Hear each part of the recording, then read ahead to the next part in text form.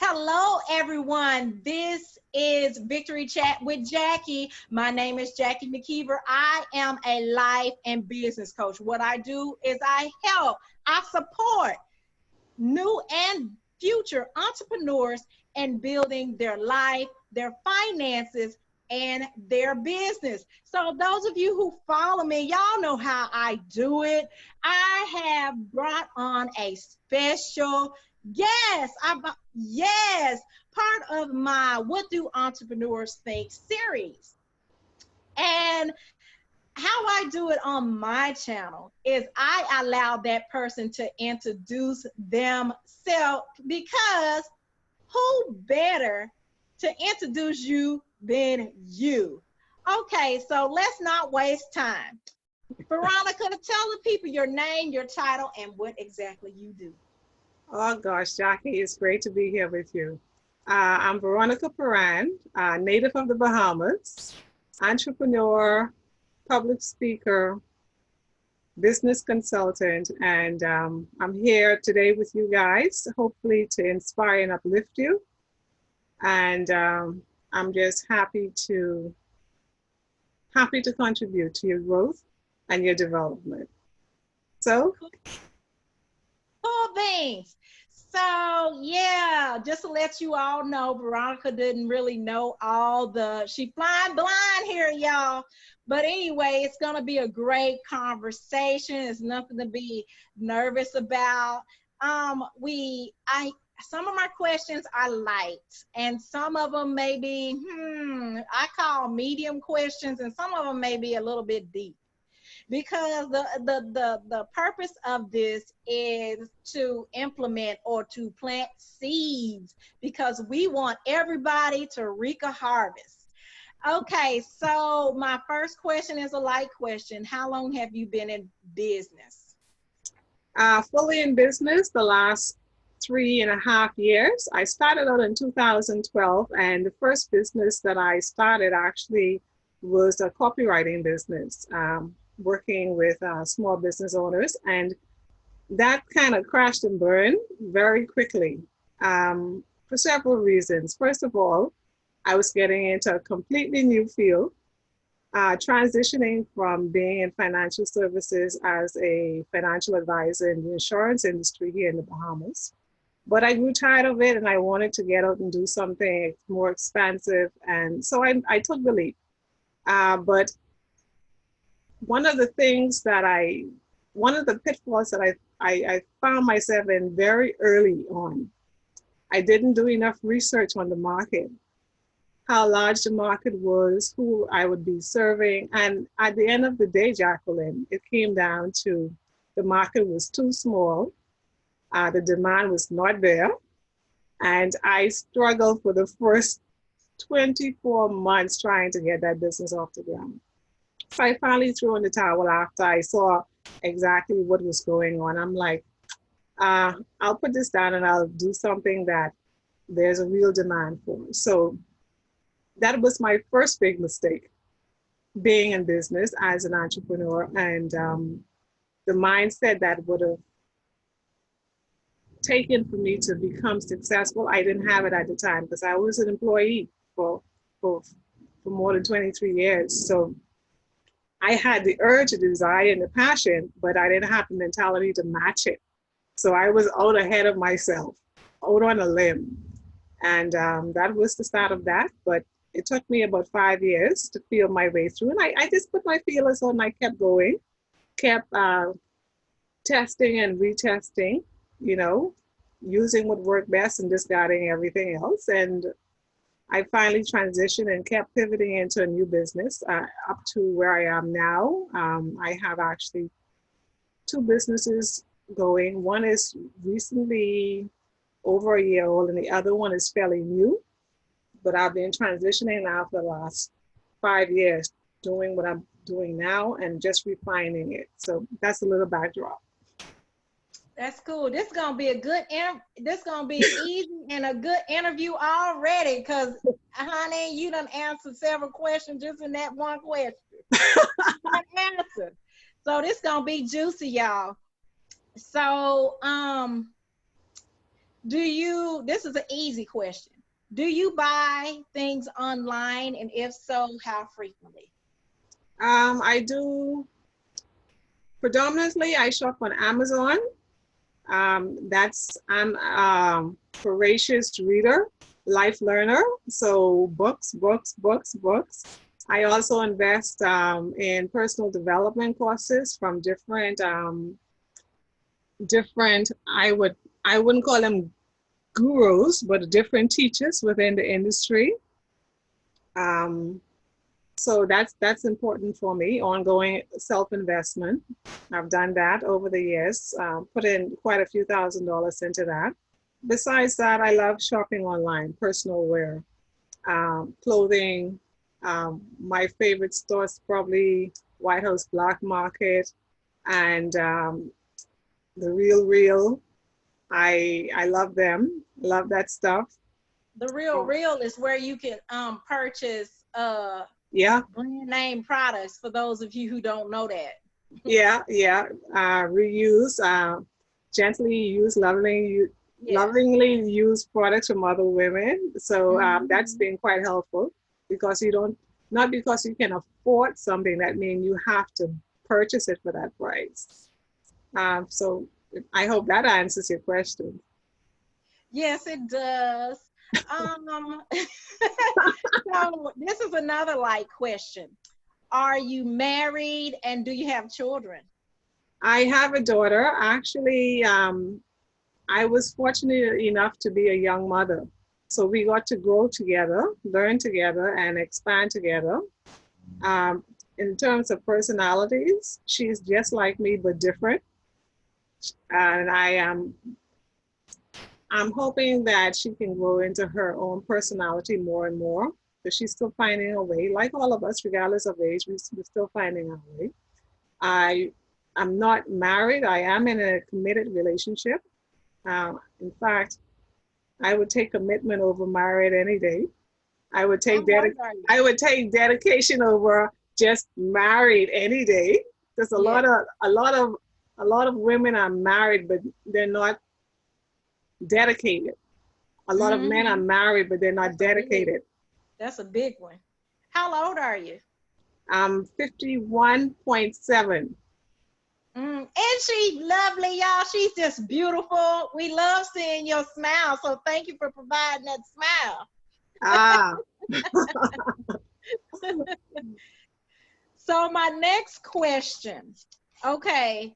Um, we going this question goes a little bit deep because you already answered some of my medium questions. So we going straight for the we going straight in. We going deep now. So let's talk about the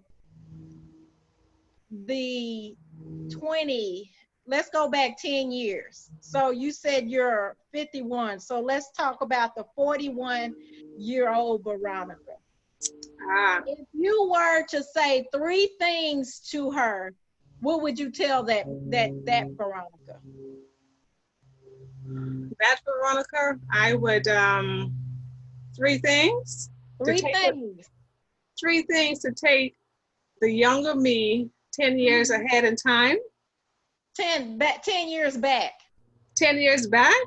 Uh-huh. So we're moving from 51 to 41 or from 41 to 31. We're moving from 51. You talking to your 41-year-old self. What would Yeah, you say to her? I would tell her to believe in herself more. Mm-hmm. Um, and I would tell her to build a closer relationship with God. Mm. That's the Christ within her. Mm-hmm. And just to walk in faith because those were the things that I've been doing for the last 10 years. Actually, not until 2011, after I had some setbacks with the company I was working for at the time. Um, I don't know if you may heard of Clico Bahamas. I was one of the employees during the crash. Mm. So that impacted the entire Bahamas.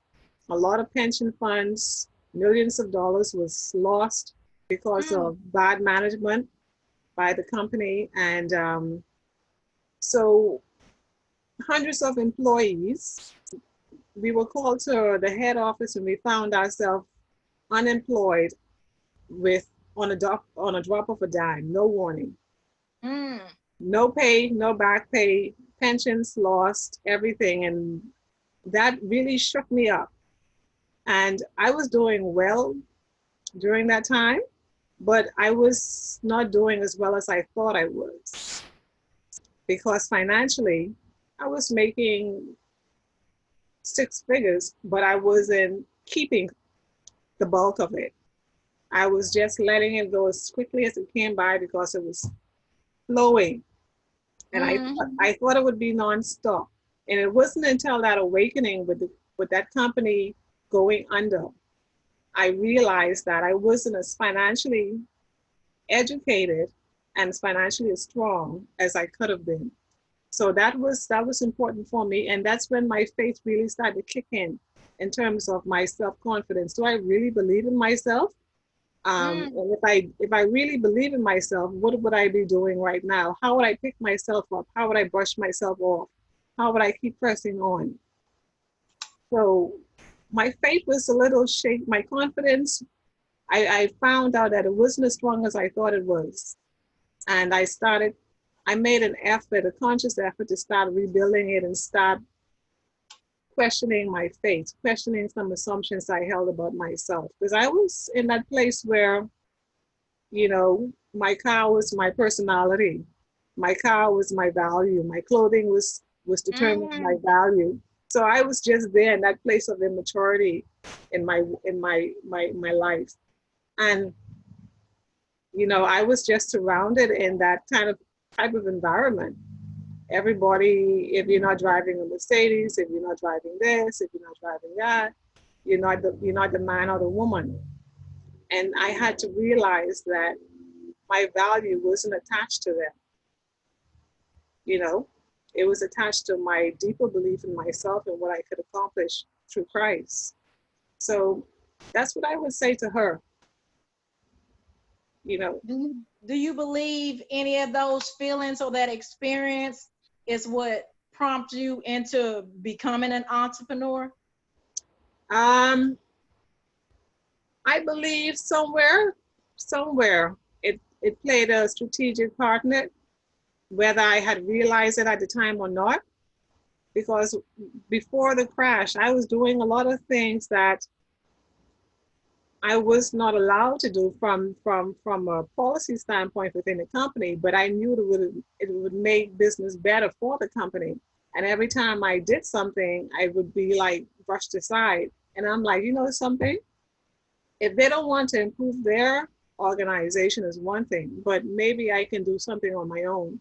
And that little seed started, but it took another, the crash was in 2009, 10, 11, 12. It took another 3 years or so for me to actually do something about it.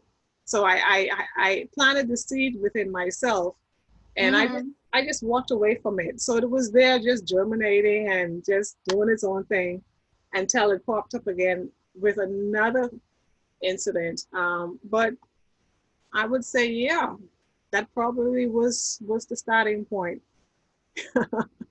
It tells you a lot about yourself and your growth, because I'm glad you mentioned seeds and germinating. Because when you plant, let's talk about the physical seed. When you put a seed in the ground, um, it's the same thing with your growth, whether physically or mentally. Um, it it don't, that seed doesn't jump up and become a pear, a peach, an apple, or whatever. It develops over time. It develops over time, and some plants grow faster than the others.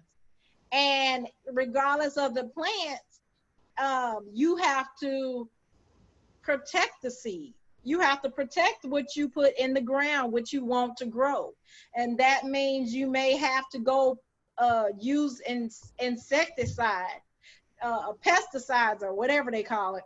And or that may mean you need to put a barrier in around it to keep outside intruders from digging up what you put in the ground because you want things to grow. Or that might mean you physically going out there, depending on what you plant, and pulling out that weeds and say, oh no, you cannot change what I have put in the ground. Uh-huh. So that is so true, Jacqueline. So true. And so all those things are necessary. And we as a people, we just have to come to terms that, hey, you know, we're not all the same types of fruit. So, or we're not all the same type of plants. So that means our development, although it has similarities, the time period may not be the same. Mm-hmm. It may not be the same. Because, like, for instance, for me to step out my little, I call them booms in life. And the reason why I refer to things as boom is because when a boom happens, that means something drastically happened. It could be spontaneous. It could be the nuclear reaction. It changes the trajectory or the circumstances from decades on after that occurrence. So I call these life experiences our booms in life because it may have been tragic. It may have been devastating. Either way, it was transforming, whether transformed for the good or transformed for the bad. So when I first started, I started with the nonprofit, right? And my biggest challenge is when I created a nonprofit, I was coming out of depression.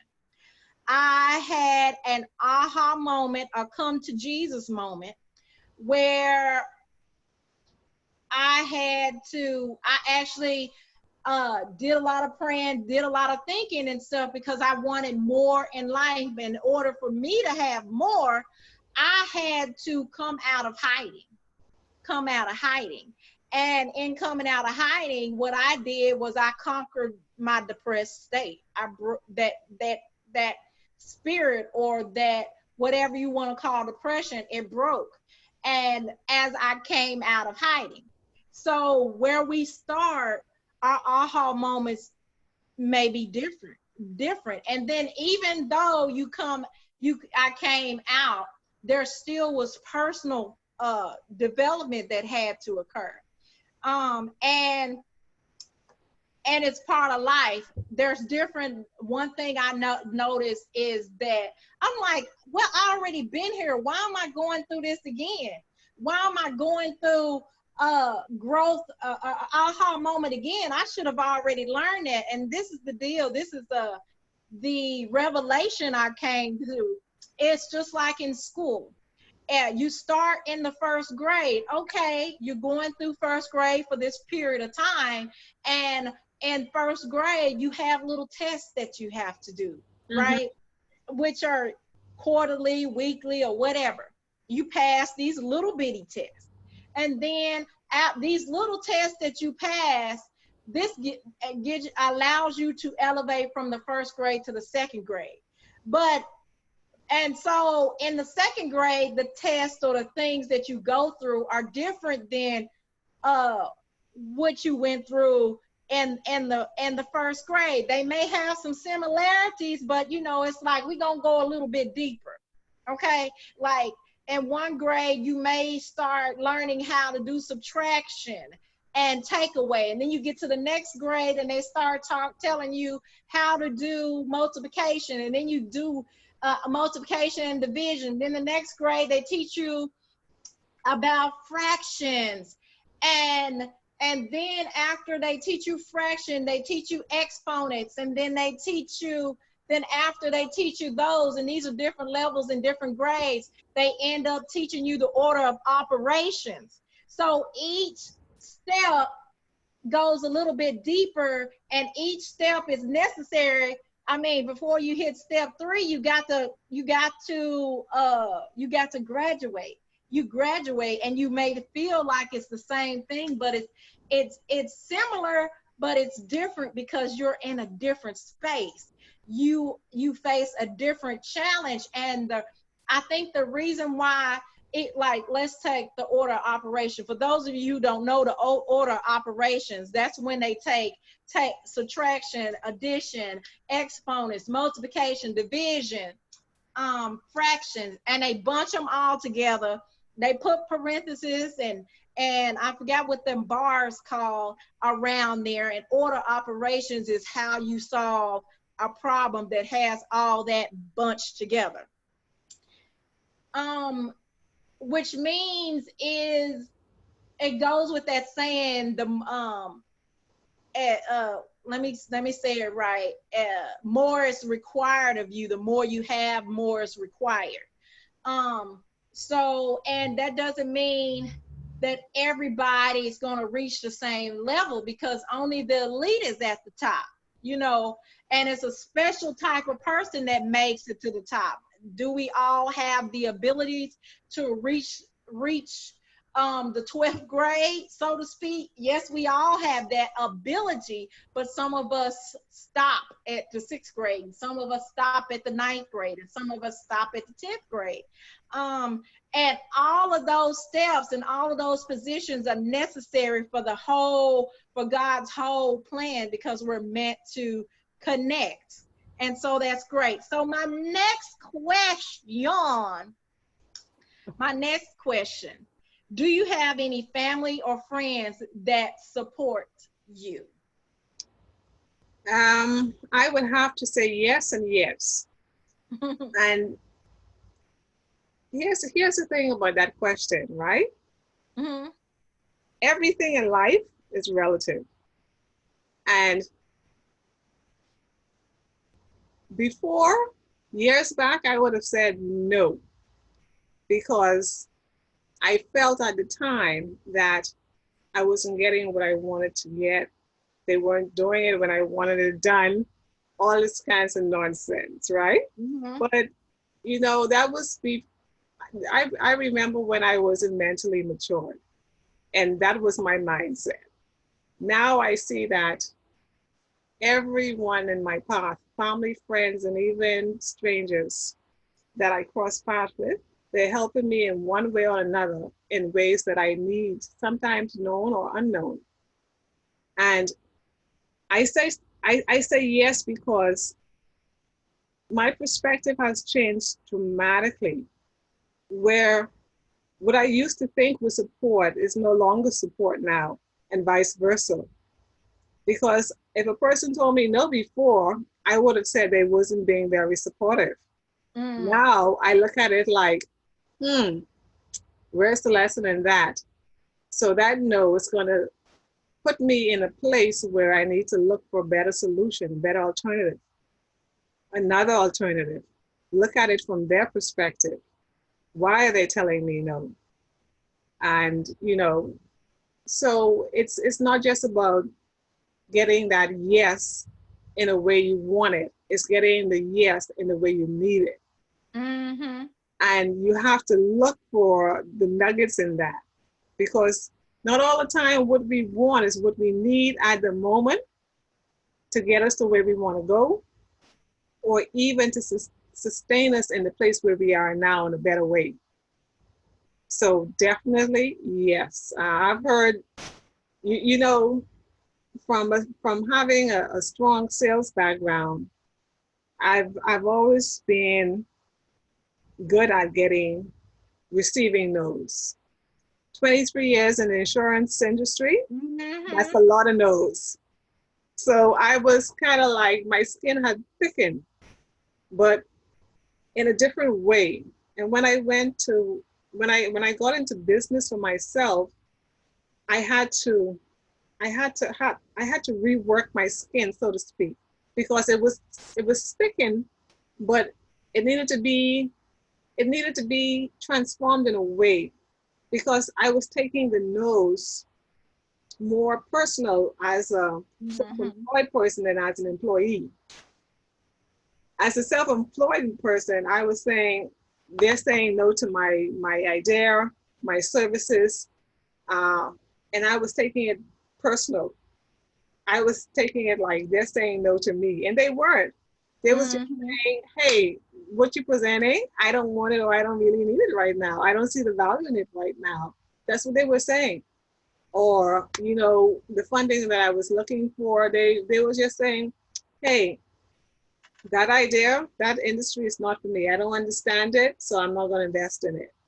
They were saying things like this, but if I had continued taking it personal, I wouldn't have seen that. That would have flown right over my head, and I would have walked around with all this chip on my shoulder, and probably calling them a name or two that I shouldn't. But that was that was then. Now I'm like, they said no. I wonder why they said no, and I would just dig down into that. I would just dig down into that, and I would actually ask the question to them. I would present the question. If they says no, I would say, why not? And I would just wait in silence and look at them. It's like, why not? And then they would give me a reason. Before, I would have been so angry and afraid, I would have just ran off and taken the no as final. But after I took on a different perspective, I got to the truth. That one question, and it took courage to do that. It takes courage to say, why not? You don't want to help me? Why not? Most of us go through life so afraid of hearing no's. As soon as we hear a no, we take off like Jackie O, you know, on a sprint. And that's not what it's all about. It's just finding the courage within you to ask the questions that need to be asked in a timely manner. So support is all around us. It's just the way you want to look at it. If you perceive it as non-supportive, that's what you're going to keep getting. And I realized that as soon as I made that little tweak, that little shift in my mindset, my perspective, my whole paradigm started to shift. And that was powerful for me.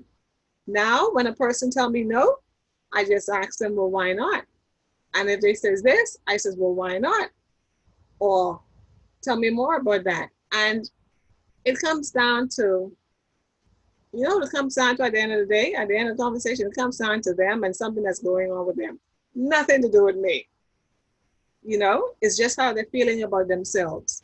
They might not be feeling confident enough to invest in your business because if they invest in it, they probably have to step out of their comfort zone and do a lot of stuff that they weren't doing before or too afraid to do before. Or they don't want to get into the unknown. That's too much uncertainty for them. They're not risk averse. All of this kind of stuff. So instead of them being candid with you and saying, something that's way over my head, I'm going to feel so uncomfortable and I don't want to look like a fool. Instead of them saying that to you, they just tell you no. But if you probe and you probe and you probe, you'll get to that. And you'll be like, okay. And then you don't take it personal anymore because it's really about them. That no is about them. It has nothing to do with you and your request. Thank you for that. Okay, so here's my next question. And I'm glad you mentioned some of that stuff that you said, because one of the things that your response had a memory triggered about certain circumstances or that you may have thought that weren't supportive turned out to really be supportive. An example, my own example, is like one time I hired a VA, and their goal, well, their mission or assignment I gave them, they were supposed to contact certain businesses and ask them about their in-kind award. For those of you know, if you have a 501 here in the States, if you have a 501c3 organization, you can ask different businesses for, if you have a nonprofit, no matter where it is, you can ask different businesses for a donation. But this particular thing, when a business donates to you, it may be monetary, it may be gift cards, which is either whatever they donate is a monetary value. It may be gift cards, it may be actual check, it may be items, physical items. And her assignment was to contact these businesses, local businesses around, and ask them about in-kind awards. And because I was doing I called it Eat, Meet, and Greet campaign, right? Where I actually went to a college space and I introduced myself. That was an opportunity for people to connect with me for free. They got, and the food was just to attract people into that space so that they could ask questions and learn more about my nonprofit, and for me to talk to them and educate them. Well, anyway, the lady that I hired, she was like, we were asking, going back and forth conversation online. And I said, you know, ask all these businesses. And this is the period that she was supposed to do it. And she said that she would ask them, and these businesses don't have it. They said they don't have it. So my specific instructions is when you call these businesses, ask to speak to a manager and don't talk to just the person that's on the phone, because they may not know what an in-kind award is. They may not be in charge of donations. I gave her, my elevator speech to say, I gave her a script to use. She said she did it. And I said, well, that's not true. Who did you talk to? She said, oh, should I be writing down who I talked to? I said, of course. You see the little chart that I edited. It says contact person. It's important for you to write down who you contact, because I have to physically go talk to that person. I said, these businesses have that. Who did you talk to? So I questioned what she did, and I was upset because, number one, I was hiring her to do a job where she failed. Number two, I was mad because that meant I had to do it myself. And how it supported the mission, because if you recall my previous conversation, I was coming out of depression, and in order for me to come out of depression, I had to come out of hiding. I had to go from being an introvert to adapting more extrovert behaviors, which means stop hiding what I could do, stop hiding my talent. And this is a support to me because it's forced me to come out in a different way, to be more vocal, to be more visible to my current surroundings. So that was important. So in that, my next question is, what does it mean to you? How do you ask for help? How do you ask for help? What are ways, like, what does that mean, asking for help? And how how important is that you learn how to ask for help, and what does help look like to you? Because a lot of business owners have to understand what that is in order to help their business grow. Well, I would say that help comes in different forms, first of all, and it comes at different levels. Mm-hmm. It depends on what's needed and what my strengths are. I ask for help. And a lot of times I have to step out and outsource. Sometimes I have to just get somebody to bounce things off, and that's asking for help as well. Mm-hmm. Because I'm working within my strengths, but a lot of times I'm still working alone. Mm-hmm. So knowing that, I ask for help regularly. In fact, I kind of make it like a practice. I don't wait until I'm in dire straits to ask for help. That's right. I don't wait until promotion, goes bust before I ask for help. I send out the copy and have it edited from 5 different angles. That's asking for help. You know, Mm-hmm. I look around at my resources, and I don't wait until the rice container is down to the last 5 grains.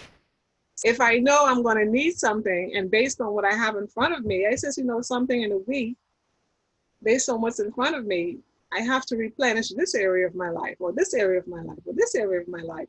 And if those areas of my life aren't within my strengths, if they aren't within my immediate resources or reach, that's the time I start outreaching and asking for help. Because the best time to ask for help is when you really don't need it. Because you don't, if you wait until you really need help, you've already conjured that needy feeling, that needy vibration within your energy. So when you ask, most of the time that goes before you, you know?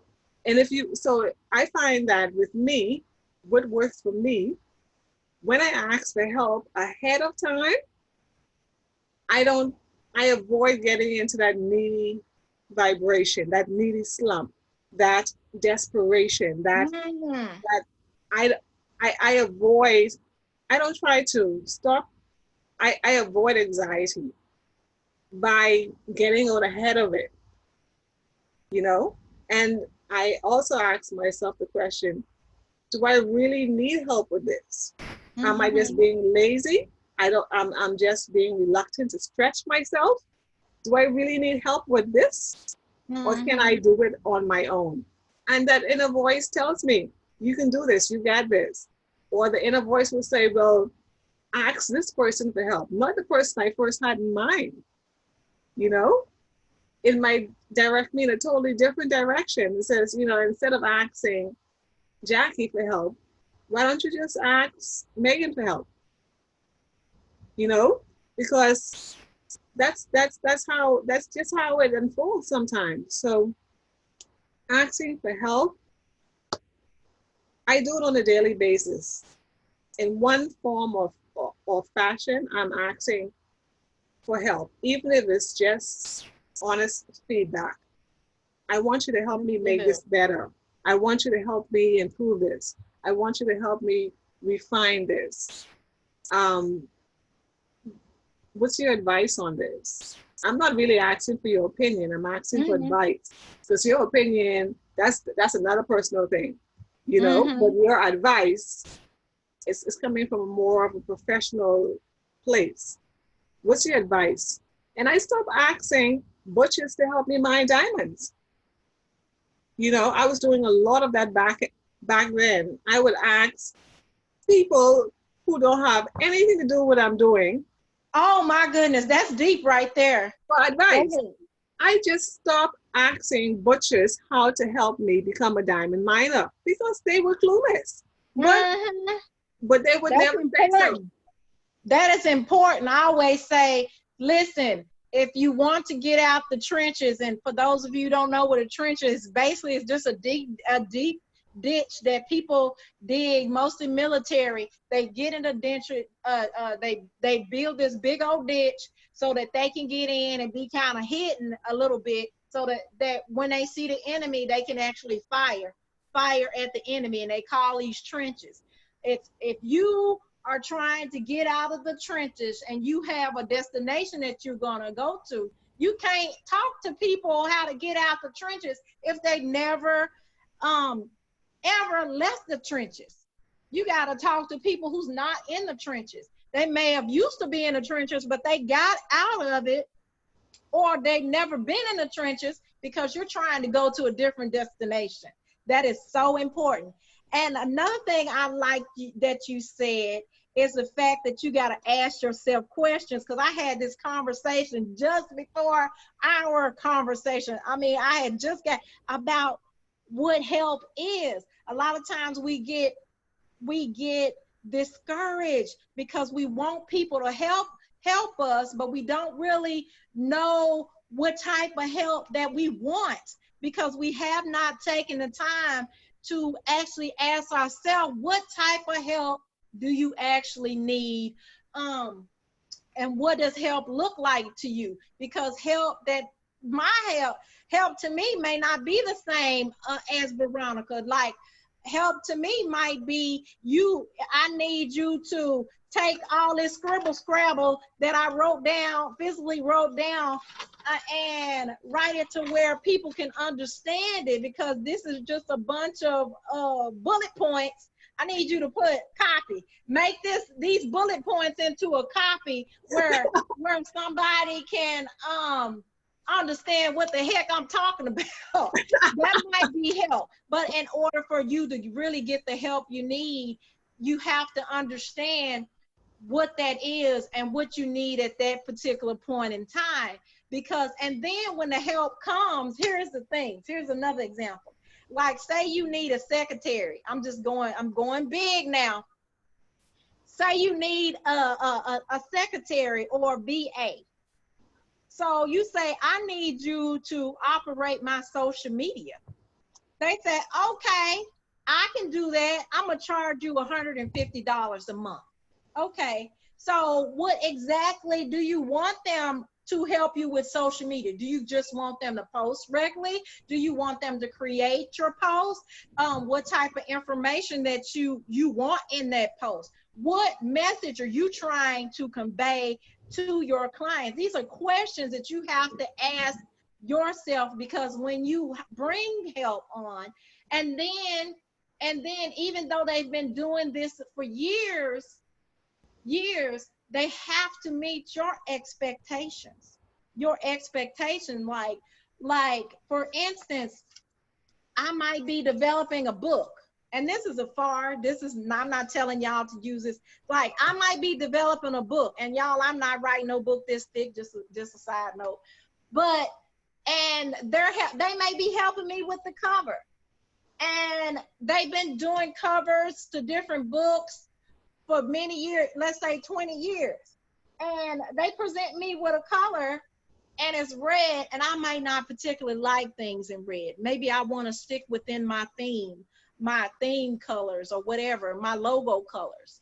Well, it's up to me to let that person know so that they can help me, because if you're being general and not being specific because you don't know, or maybe that's where you actually need help. You need a coach, a consultant to pull that out of you, so that you can get to the point where you got people taking over these things, and you're not doing everything yourself, and you can focus on customer engagement. You can focus more on training.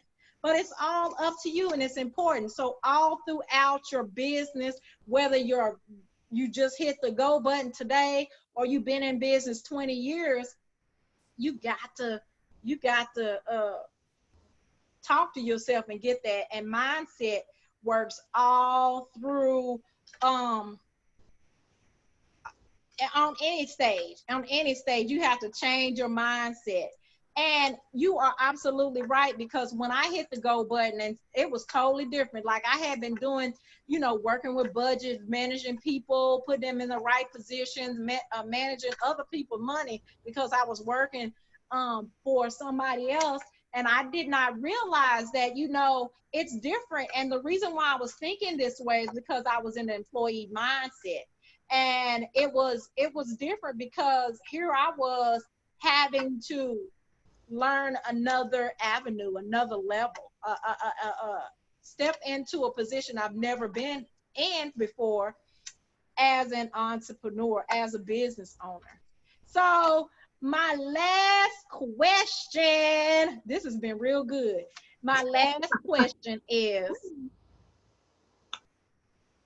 this dig a little bit deeper. If you had to do it all over again, what are 2 things you would do different? Or would you do everything exactly the same, and why? If I had to do it all over again, what 2 things I would do differently? Yes. Or would you do it exactly the same? And if you want to do it the same, why would you say that? Now, I'll tell you I'll tell you why, because this is just, I would do it the same. And the reason being, I wouldn't have a choice because I would still be operating in that mindset. Mm-hmm. And unless that was different, Mm-hmm. that would dictate me doing things in a different way. That's reason number one. Mm-hmm. The fact that I would do it the same, and that's what the first reason why, because I would be in the same mindset. And Mm-hmm. you can't get there from here. You know, you can't get over there with the same mindset you have, whether it's now or 10 years ahead or 10 years back. Number one. Number two, everything that I've learned were lessons, skills, and abilities I needed to either learn or release. Mm. And a lot of it was stuff that I needed to release. Latent talents, latent skills.